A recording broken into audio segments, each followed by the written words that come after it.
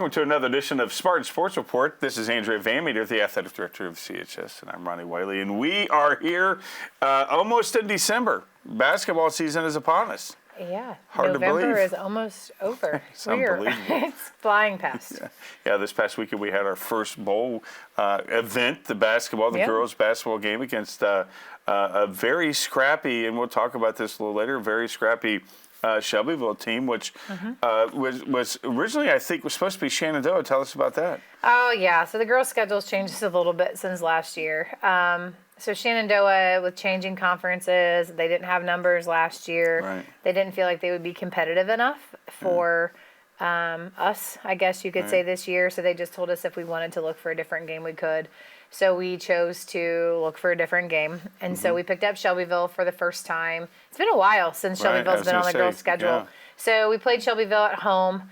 Unfortunately, it's a one-year contract because they can't play next year because they're getting in a new conference. Oh, wow, okay. And so they want to play us. They just don't know where we'll fit in. So it kind of worked out perfect. So, yes, we played Shelbyville on Saturday night. And then Friday night, we were supposed to be at Jay County.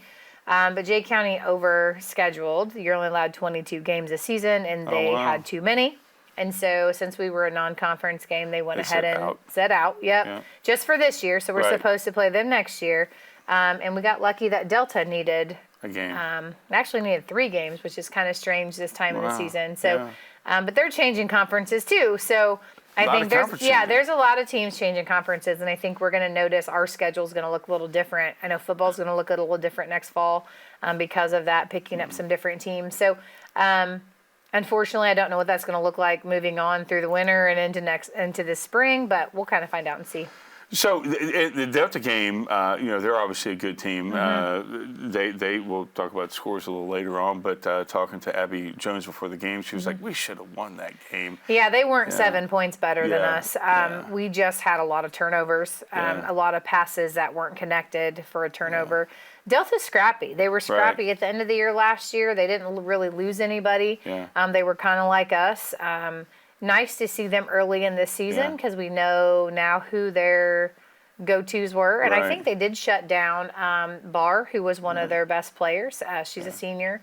And so I think Kendall Bottomley shut her down really well, kept her below her point average. I think she's like a 14, 16-point average game. I don't think she had that many.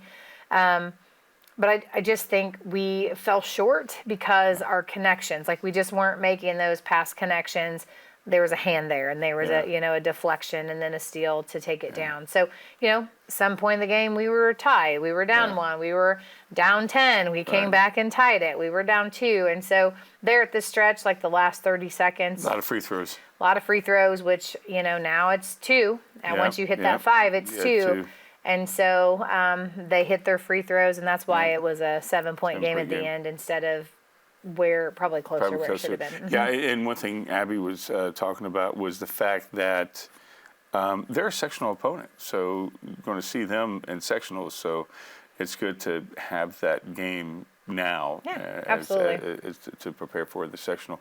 Talk about new conferences. Is there any talk of EIAC staying the same, or is there any other conferences that are wanting to pick up Connersville? I mean, as of right now, we're where we're at. I know we were asked to join the conference, that new Crossroads or whatever conference, and we were asked a couple years, I think, before I even got here. I found some papers just the other day in a folder that had talks about a conference back before I got here. I think a lot of schools are wanting to change just because their numbers are dropping. And ours are as well. But I think we're pretty happy where we're at. I mean, football is the one sport in our conference that is definitely different with classes. I mean, you've got, like, we're in 4A, Franklin County, Greensburg, Batesville, they're 3A. Then you have East Central, that's 5A. And so our conference is a little different than that. But if you look at all of the sports across the board, our conference is pretty competitive. I'd hate to lose that. I think we would hate to lose that competition because once you lose them as a conference, they don't have to play you ever again. Some we of have those rivalries. Yep, yeah, absolutely. with Rushville and Franklin County. You don't want to lose that. You want to stay in the same vicinity because people in Brookville look for the rivalry. We look for the rivalry. People in Rushville, 444, we look for the rivalry. So those two, East Central, and I think they got bumped up to 5A because of their success rate, correct? Yeah, well, I think they won with them winning this state a couple years ago, and then and then just being competitive. I saw they got beat by New Pal this past week in the regional. So, I mean, yes, I think they're the odd bird out, and I think a couple years ago the conference tried to push them to go independent, and one of the schools said no, we don't want them to go independent, and that's why they're still with us. But Are there independent schools? You know, I don't know how many there are. That's something I've not really looked into.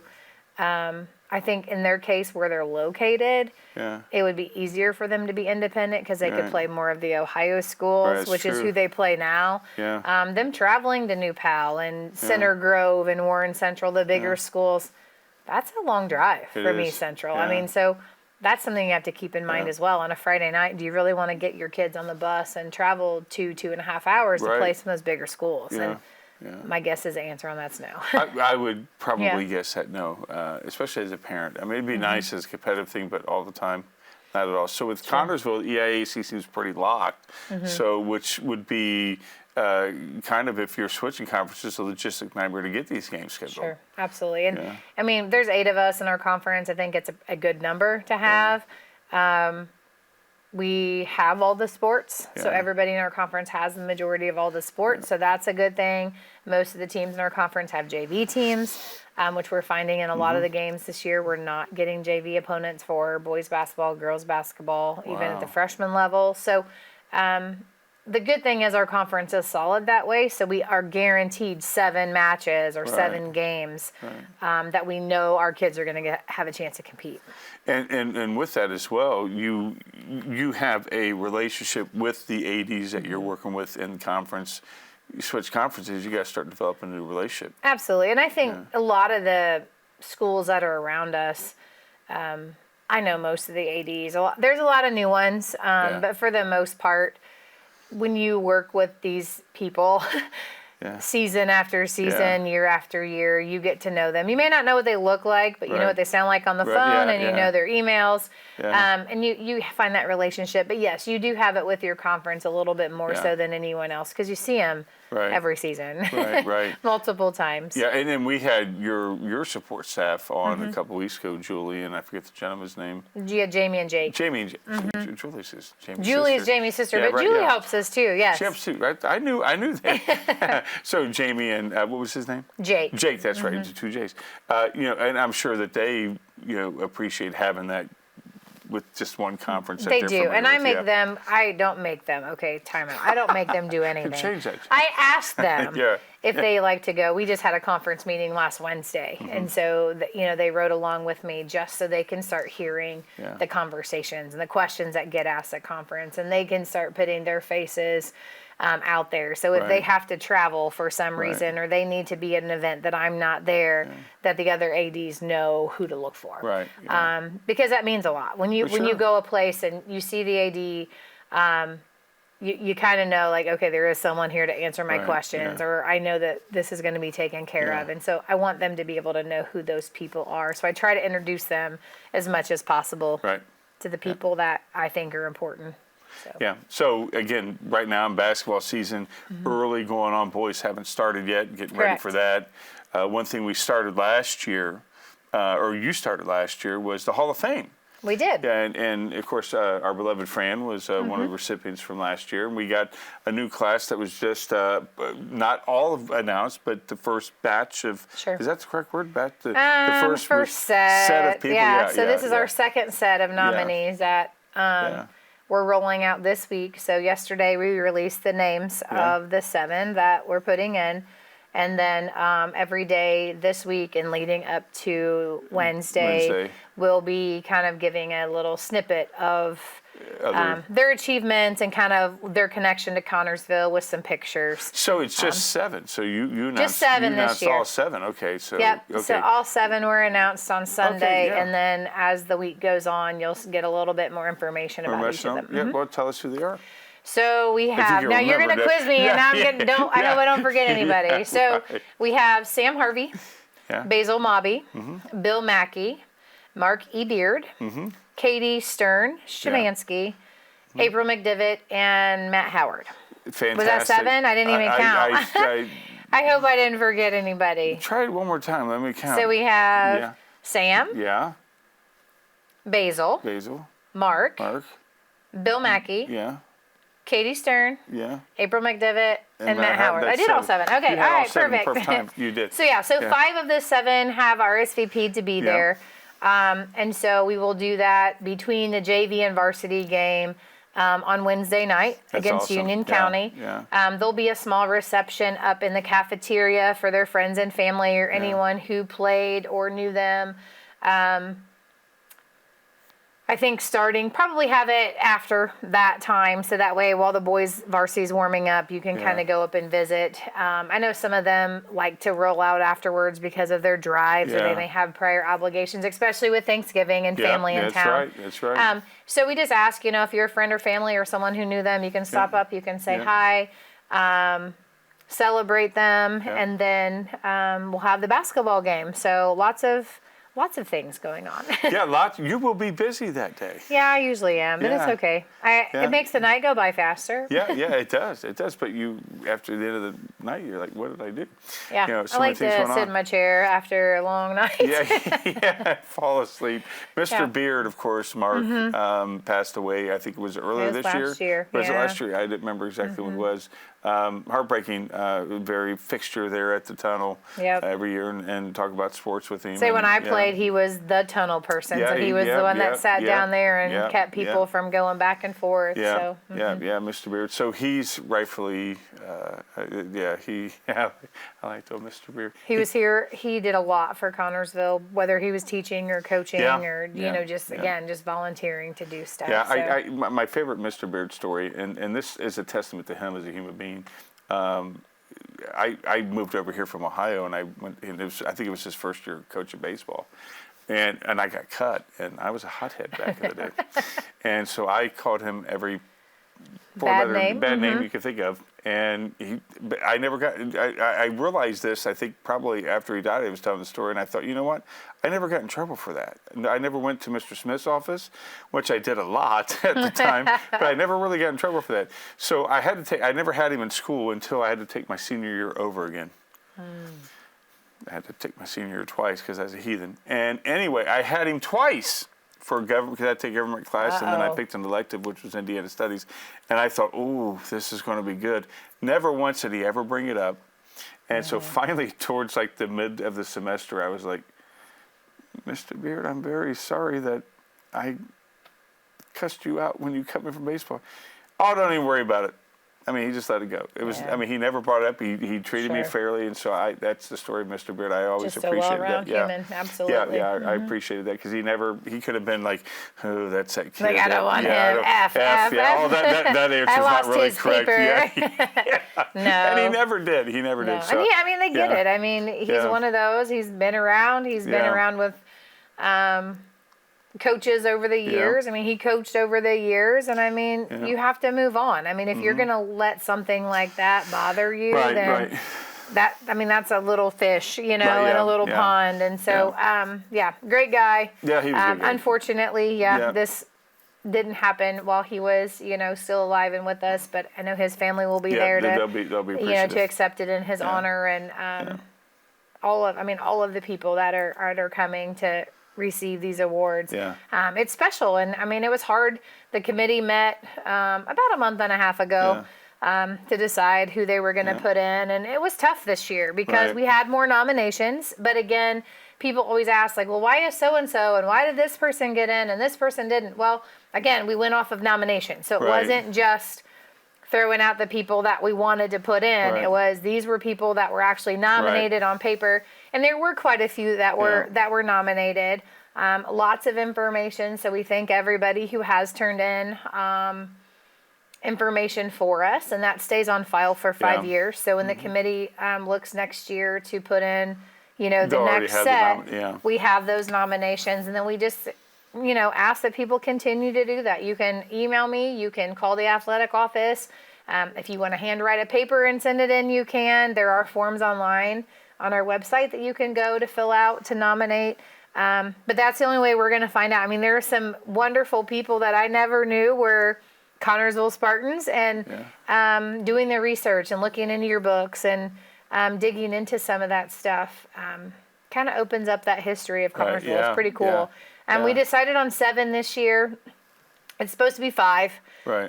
But there's over 100 years of athletic history that we have to catch up on. So we couldn't pick just 5. And so the committee came up with 7. And I said, that's fine. We'll push it through. Good thing is I don't do anything with that. The committee puts them in. I'm just kind of the deciding vote if I have to be. Yeah. And I didn't have to be this year. It was kind of a cut and dry. Here are the top 7. Yeah, so good. Yep. Speaking of sports, since that's what we're here for, Lady Absolutely. Spartan basketball team tipped off their season on November 8th with a pair of strong home wins, rolling past Southport 61-14 and topping Decatur Central 70-52. What a way to start the season off in that tournament. It's like a so it's a shootout. Yep, it's a shootout. It rotates every year. This was our year to host. So next year it'll probably, if Franklin Central stays in, it'll go to Franklin Central. We didn't play them this year. We only played 2 games. Yeah. So Franklin Central should be the host, and then it goes to Southport, and then back to Decatur Central, and then us. Yep. So just kind of rotates around. Yeah, I like that.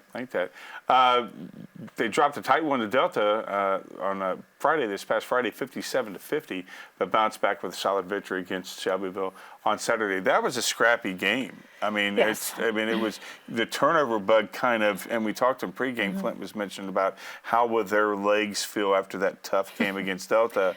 It showed that first half, and that defense from Shelbyville was really swarmy and forced a lot of turnovers for the girls. But, man, they picked it up that second half. I think the girls went into that game thinking that Shelbyville wasn't going to be good. Yeah. Shayna wouldn't let them watch film until that day before. And I think that they just assumed that they weren't going to be good. And so they kind of came out thinking, well, we don't have to go full force like we did last night. Right. We don't have to play as hard. And then I was talking to Shayna after the game, and I overheard someone say, well, you really yelled at them at halftime, didn't you, Coach? And she's like, I didn't yell. I didn't have to yell. Yeah. They knew coming in that they weren't playing to the level that they needed to play, and they needed to do something. And so she's like, I just kind of came in, and we just kind of looked at each other, and we all understood that we weren't where we needed to be. And she said they kind of came out that second half and started playing like they knew that they could. Yeah. So, I mean, that was 2 tough games. Yeah. They really did play very hard Friday night, and then Saturday was a little tougher than they thought. But if you look at it, all 3 teams, us and the other 2, didn't sub very much. No. I mean, we had 6 girls mainly on our team. Yeah. Maybe she went and had a couple of the younger kids play. Same thing. Shelbyville, they didn't sub a whole lot. They did when they got in foul trouble, but they didn't sub, and neither did Delta. You're right about that, and there wasn't that much of a rotation. No, there was not. Now, Anaya set out the second quarter. We noticed that. But Maddie came in and really picked up. She really, had a lot of back doors, and Kendall's vision. Her being that tall, she does have that vision, but was able to see that. Serenity, I think, hit her on a cut, and so she really picked it up.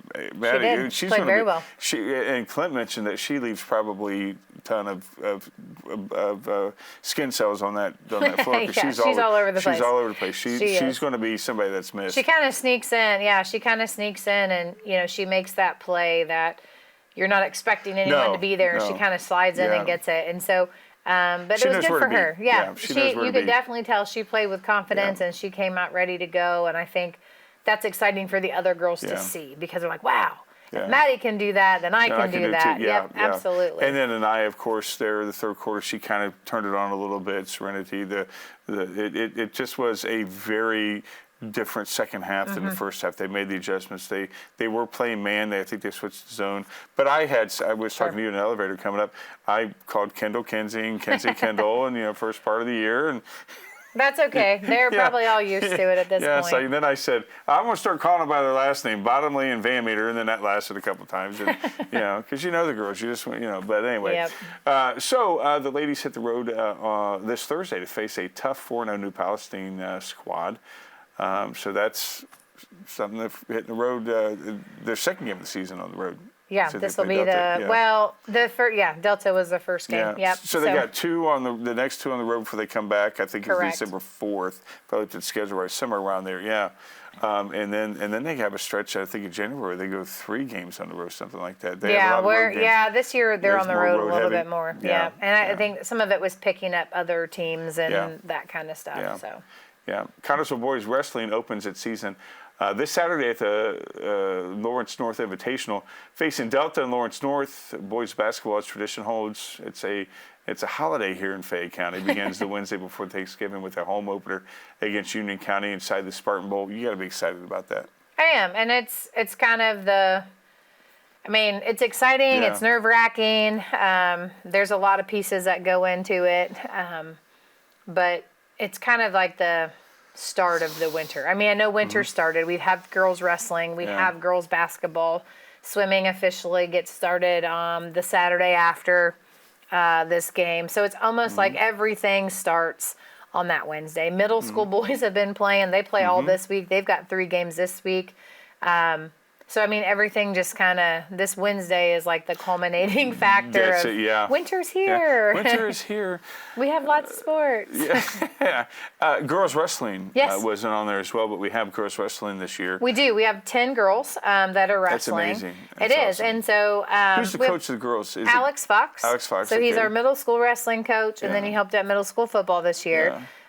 His brother Eric just graduated last year, so he was a wrestler. Alex was a wrestler. See, I'm twisting names too. I do. I'm not the only one. And so Alex is our girls' coach.